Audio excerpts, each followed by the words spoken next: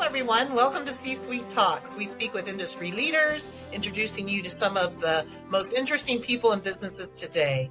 We focus on women, money, and power, as well as diversity in all areas. Welcome to C-Suite Talks. I'm Beth Hilbing, co-CEO of C-Suite, along with... Hi, I'm Dianne Gubin, co-CEO, along with Beth. And this week, well, first of all, thank you for listening. And we love our listeners. We are speaking with the Sauce Agency. So here's the question. What brought these two driven women entrepreneurs together? And the answer is an understanding that the next iteration of businesses needed a more holistic embrace of sales and marketing to be able to survive and thrive, to successfully scale and future-proof their businesses. So Kim Garman Hummel and Shawn Karol Saucy transform B2B companies into revenue-generating machines through an intensive focus on RevOps optimization. So welcome, Kim, who is the Chief Growth Guide, and Shawn, who is the Chief Revenue Officer of the Sauce Agency. Thank you for joining us today. Thank you for having us. We can always Yeah. So where did you come up with the name Sauce Agency? How did you guys get started? Yeah, and it's a great sign you have above you. Thank you. It's actually part of our backstory. It's kind of cool where the name came from. I'm going to let Kim start. Yeah, so my company before the merger was Sauce Marketing because I started out as a creative who was multidisciplinary and started seeking a way to drive results for my clients instead of just take orders and do things that they thought would drive results.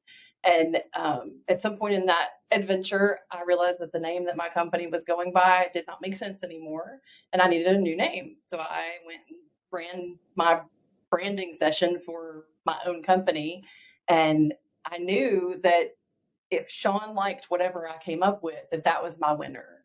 So we were both in Navo, I think both on the board. That was after a board meeting. Mm-hmm. And I walked up to her in the parking lot and said, "Hey, what do you think about Sauce?" And she was like, "That's it. That's the name. That's the one." And I was like, "Okay, that's it. We're Sauce. That's the one." And then fast forward to... It was about 10 years ago. Yeah, we were still about a decade ago running our separate businesses. I was doing sales strategies, sales go-to-market strategies, sales training. And we ended up having this crazy conversation about what we're going to talk about in a second here, RevOps. And, we never thought to merge, that we had so much complementary happening. I might have thought about it a lot, but Right. And so my firm was called the Selling Agency. And so we took Sauce Marketing, the Selling Agency, and we smooshed them together and have Sauce Agency. But now what's really funny is Kim has come up with, she's also created a new term here. She came up with a backronym. That was my husband. I have to give him credit for that. Okay. The backronym. So Sauce wasn't originally an acronym, but after we merged, she came up with this brilliant way to describe what Sauce stands for. Strategically aligned user-centric experience.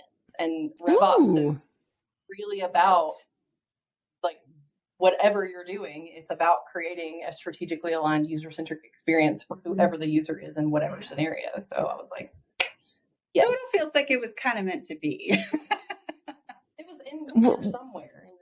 We love this. So you took marketing and sales and you combined them together. We love the acronym. So, but you also came up with the term, well, I think it is a term, RevOps. So what is RevOps in your world and how do you execute on that?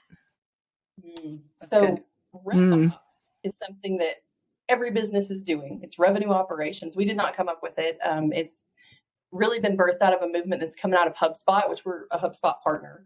But RevOps is really just any of the operations that contribute to generating revenue. But what we're doing is RevOps optimization, and that's aligning people, processes, systems, and data to generate results. Yeah. And how this came together was, it's funny, about a year ago, Kim and I were meeting for a lunch, as we did every once in a while. And so in sales, I was doing more training beyond just the sales team because having been a salesperson for decades, there's so much more outside of my control. I could go sell and build a relationship, but then production, operations, there's other people that touch my customers and they can muck it up or they can be on a different page. So I was been doing more training with the sales teams, project managers, or the admin teams to get aligned with the mission of sales. How do we recognize opportunities? And I've been calling it building a selling organization where everyone in the organization understands how to contribute to the financial success. It doesn't mean that everyone sells, but you have to be aligned with understanding how, and empowered too, to serve the customers and how to recognize opportunities to advance them. So we were talking about it at lunch, and Kim said, yeah, the selling organization, that sounds a lot like RevOps optimization, which we're doing through data. And then we kind of went, I'm doing it through training and skills. You're doing it through data. And we just realized we were both addressing the needs of the entire organization, but in different ways. And that's when the conversation came about doing a podcast. Yes, which we still haven't launched. Coming soon. Because every time we got together to plan the episodes and talk about, her methodology and my methodology and how do we marry them together, we did a lot of that and not a lot of episode planning. And eventually we just looked at each other and went, we just need to be one business. Yeah. And then we'll do a podcast. Yeah. Well, you guys have the studio there, so you guys are well on your way. For sure. So do organizations recognize they need to focus on RevOps? Yeah. Like, how do I know I need it? Oh, well, I think what businesses recognize is not necessarily the symptoms of an organizational-wide problem, because businesses are still kind of functioning in those departmental silos. And the unfortunate part is they're trying to fix things in departmental silos too. Marketing needs to generate more leads, so we need a different piece of MarTech. Sales needs a different piece of technology in the sales tech stack. And so that's where you're creating friction. Friction is the biggest thing to look for as a problem in RevOps. You're creating friction for your users. You're creating friction for your employees. Your employees trying to get one piece of information to another department, to another division to make decisions. If you're not aligned in the data and you're not aligned in the systems, processes, technology, or core values, you're creating friction, and it has cost to it. It costs customers, or you're going to have employee turnover. I mean, how many times do people talk about the friction as employees? It's a big thing. Yeah. So friction is definitely a place to look. A lot of people don't realize that friction is what they're looking for. And so there are internal failures and external failures. External failures are client facing or customer facing. You want to avoid those at all costs. But if you're seeing external failures, or more favorably catching them when they're internal, a little bit more proactively, then you're able to identify and trace back the source of that failure, and then either create a process around it or fix the process around it, and then train the people on the process and use the technology to support implementation of that process as well. And the alignment between those three things, and then also not creating Franken systems like Shawn was talking about, where you have technology that does kind of the same thing in different departments. If you can streamline that and create a single source of truth for making decisions that are data informed, then you can actually make good decisions instead of just kind of running by your gut and hope, guessing and stressing. Yeah. Those are big signs. Guessing at what to do, what to buy, what technology, who is performing, who's not. If you're guessing and you don't have data to be able to make marketing, sales, and performance decisions, then you definitely have a RevOps problem. But mostly people just come to us and say, we need more leads. Or we need more sales.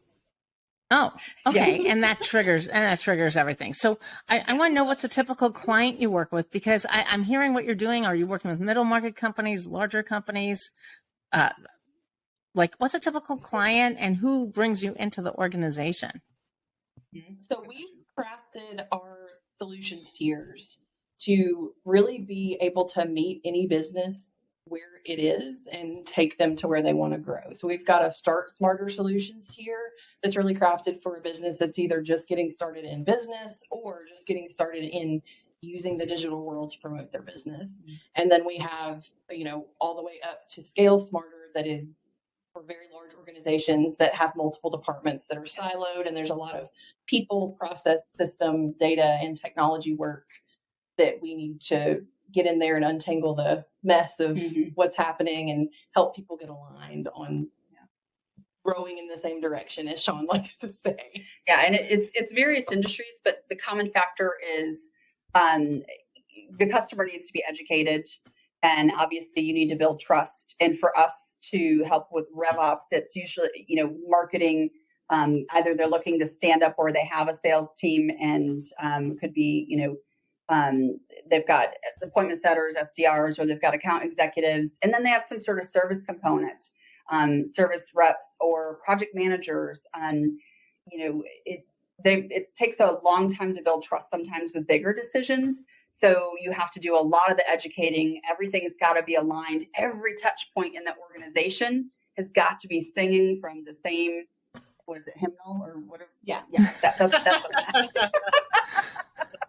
So yeah, and it's where we're seeing probably most people come to us to address RevOps is they think they have a marketing problem, they need more leads, or they think they have a sales problem, they need to figure out how to build a go-to-market strategy and then train our sales teams to execute. And that's fine. We knew that when we started this, being known for a sales expertise and digital inbound marketing, that we would have people come into our organization thinking that was the problem. Mm-hmm. And what we're seeing, especially is the minute we hit the ground running, we started cross-selling and working with each other's existing clients and opening that up. And man, they're seeing amazing success, growing their revenues and expanding with us to really start addressing their RevOps before they even knew it was a thing and that we were going to merge and change their lives. Yeah. And so the beautiful thing about aligning the sales and marketing approach is kind of think of it as like one approach holistically, mm-hmm. is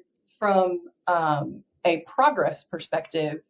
The quick wins that we can align with Shawn on the sales side to generate allows a little bit more grace for some of, marketing is a little bit longer game. Like there are some short game things you can do on the marketing side, ads, paid spend. But in terms of really educating an audience and creating content that provides value and drives attention to the website and to the content, that's not instant pudding.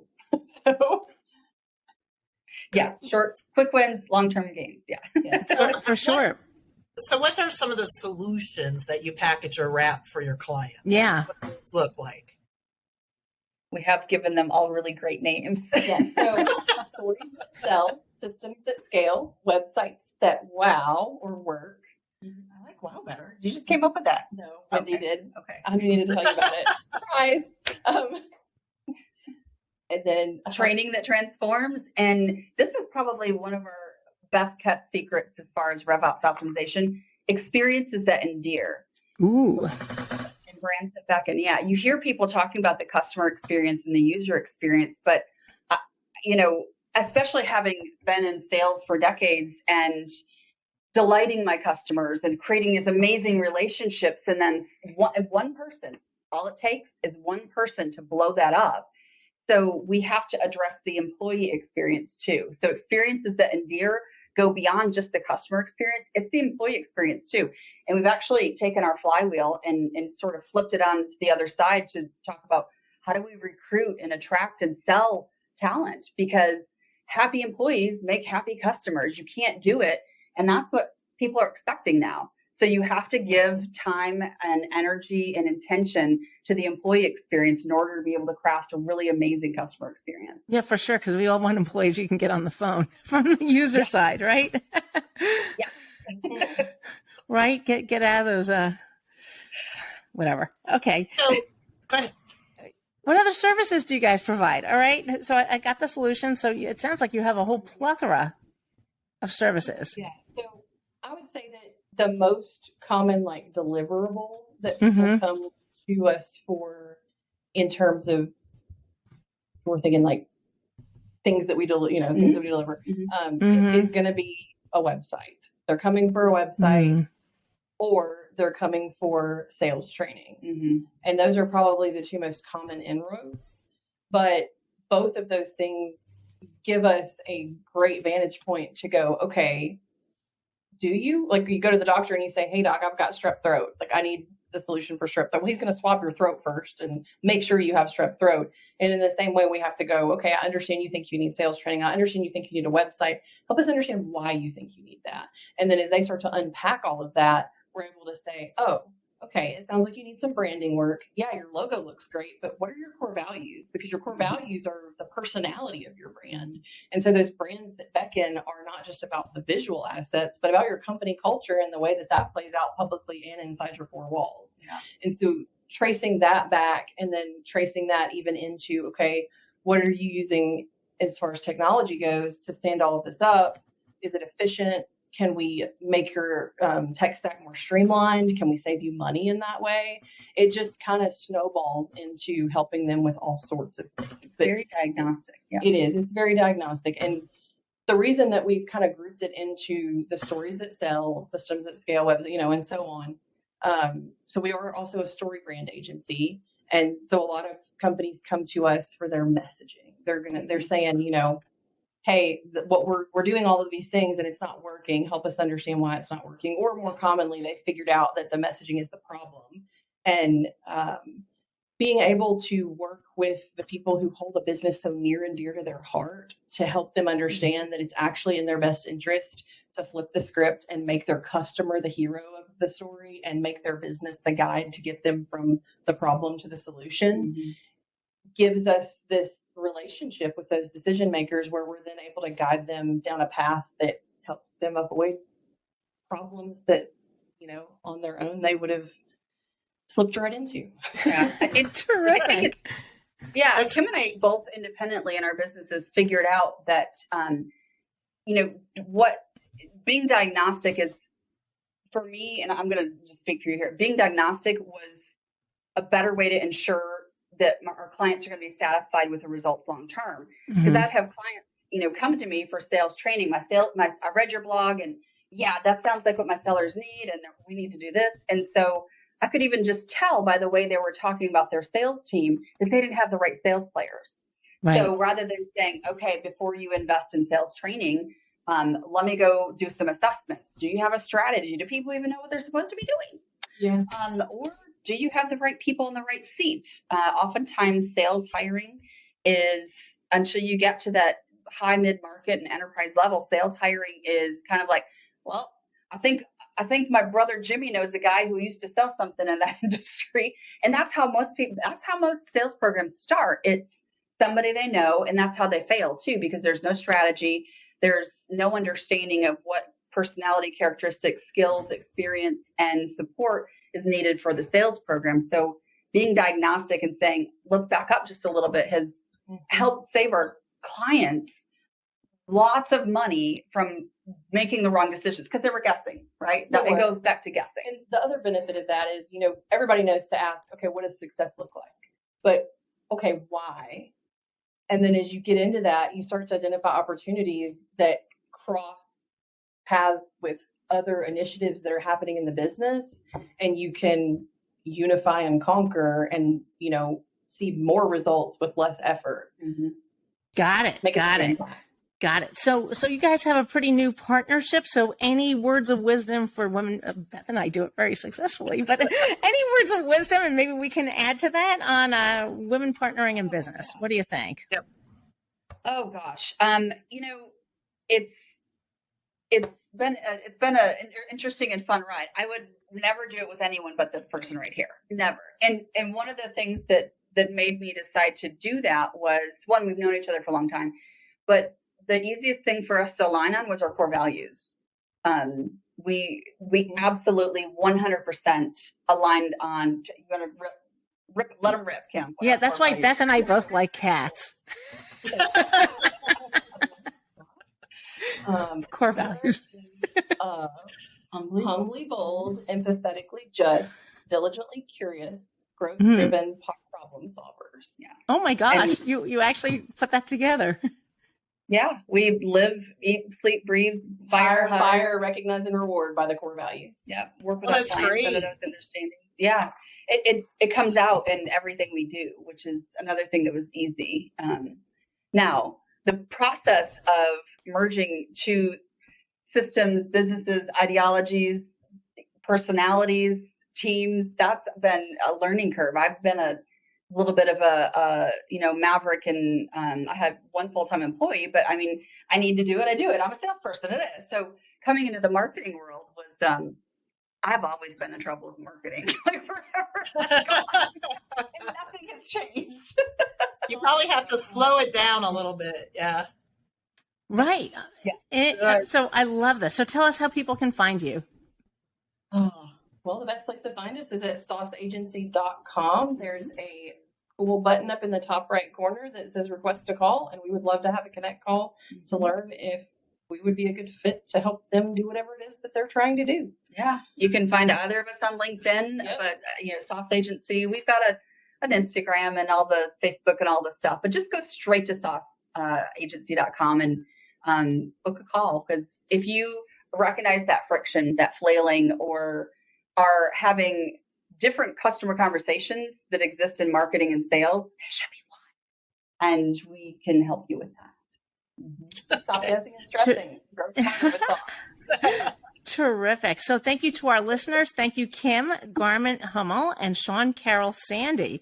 Beth, do you want to thank our sponsors? Yeah, so thank you to Google, Paul Hastings, City National Bank, and the law firm of Manette, advertising, media, and PR company Interpublic Group, executive search and IT consulting, Amplify Professional Services, and Uncle Nearest is our newest sponsor. They're a female-owned bourbon company.